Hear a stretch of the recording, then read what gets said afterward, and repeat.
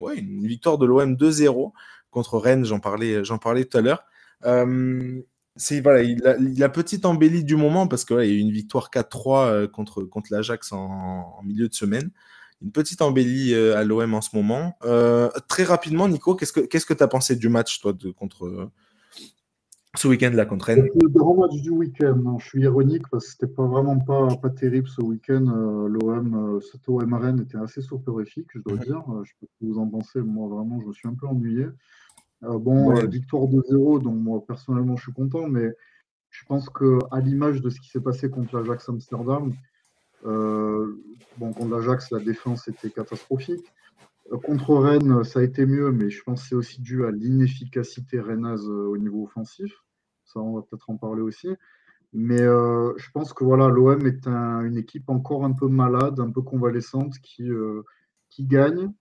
Et comme l'a dit Gattuso hier, l'essentiel c'est de gagner, peu importe la manière, parce qu'en ce moment, comme on ne gagne pas beaucoup, comme cette équipe ne gagne pas beaucoup, il faut engranger des points. Parce qu'avant le match contre Rennes, l'OM était 12e, donc il fallait vraiment gagner pour ne pas tomber au classement. Là, ils sont remontés à la 9e place. Il y a une petite embellie marquée par le retour en forme d'Aubameyang. Ça va être important pour la confiance, notamment Mhm. pour les attaquants, c'est très important. Mais je considère que c'est une équipe qui est encore malade, encore convalescente, en manque de certitude, qui est obligée de mal jouer, entre guillemets, de se rassurer en gagnant, mais pour le jeu, on repassera et voilà, il y a encore des progrès à faire et puis il faut travailler pour progresser. C'est clair. Nicolas, il en parlait de voilà un peu un petit retour d'Aubameyang. J'ai envie d'avoir ton avis, Greg. À toi, est-ce que ce retour d'Aubameyang, est-ce que c'est une parenthèse dans la saison ou c'est un vrai retour au premier plan? Il est sur une semaine à 4 buts en 2 matchs. Oh, ouais, ça, 4 buts en 2 matchs. Triplé contre l'Ajax et puis but là contre Rennes. T'en penses Magnifique quoi, toi? retourné. C'est vrai, c'est clair. Bah, c'est un peu difficile de répondre à cette question parce que les semaines qui arrivent nous donneront la réponse. Mais Je suis là pour moi, poser des questions difficiles, Greg. Je suis là pour ah bah oui, bien sûr. Mais moi, en tout cas, ouais, il me fait pas peur. On va parler du match contre l'OL qui arrive donc mercredi. Il me fait pas peur, mais c'est sûr que forcément, voilà, il a repris de la confiance. Bon, il a mis quand même 3 pénaltys sur 4 buts. Donc on va se calmer, mais malgré tout, il a quand même repris de la confiance. Voilà, quand tu vas, nous, à la défense à Lyon, c'est pas non plus l'assurance tout risque. Voilà, en plus, Lopez en ce moment est pas non plus exceptionnel. Donc oui, forcément, il peut y avoir de la crainte pour la défense de Lyon sur ce match-là. Surtout qu'en plus, c'est un joueur qui, j'ai l'impression, il aime bien les. Alors, même s'il avait marqué contre le Havre, un joli piqué, il aime bien les gros matchs parce qu'il marque 2 fois contre l'Ajax, une équipe quand même historiquement intéressante et importante. Voilà, donc il aime bien les gros matchs. Et je pense que si, surtout, lui, et Nico va pas me contredire, mais jeudi, je pense qu'il lui a fait du bien, c'est le fait qu'il soit tensé par le public, je pense parce qu'on a bien vu son attitude.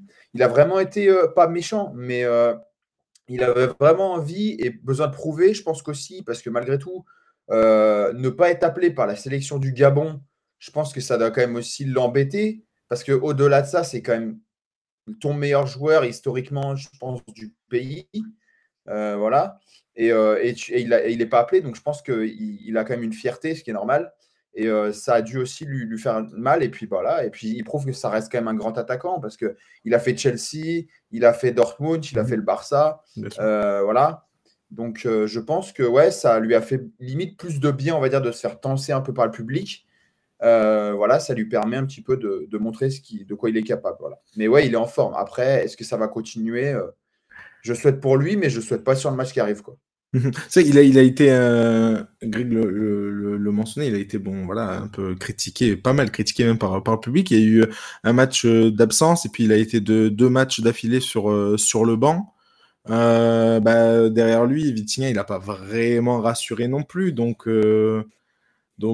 c'est un peu, enfin c'est un peu, enfin on va pas dire que tous les espoirs reposent sur Aubameyang, mais presque pas loin, non, en attaque là, Hugo, t'en penses quoi à l'OM?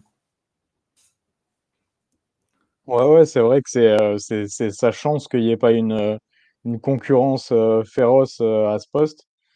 Et ouais, clairement, trouvé qu'il avait encore des réserves, surtout contre l'Ajax, où je l'ai trouvé, alors comme disait Greg, il y a 3 pénaltys sur les 4 derniers buts, donc faut pas s'enflammer non plus niveau stats, mais je l'ai trouvé quand même intéressant contre l'Ajax, même dans le jeu.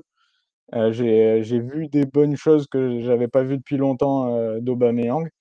Et, euh, et voilà, contre Rennes, bon, on l'a un peu moins vu. Les Rennais ont un peu aidé cette équipe de l'OM. Mais, mais ouais, non, je pense qu'il peut revenir en forme et ça va être à suivre. C'est dans la dynamique de l'OM. C'est pas exceptionnel, mais il commence à y avoir du mieux. Donc, si tu enchaînes contre Lyon, ça peut peut-être créer une bonne dynamique positive derrière. Parce que là, c'est vrai que là, on en parle. La marge de l'OM sur ses adversaires, elle a l'air quand même assez minime, relativement, enfin, voire inexistante parfois.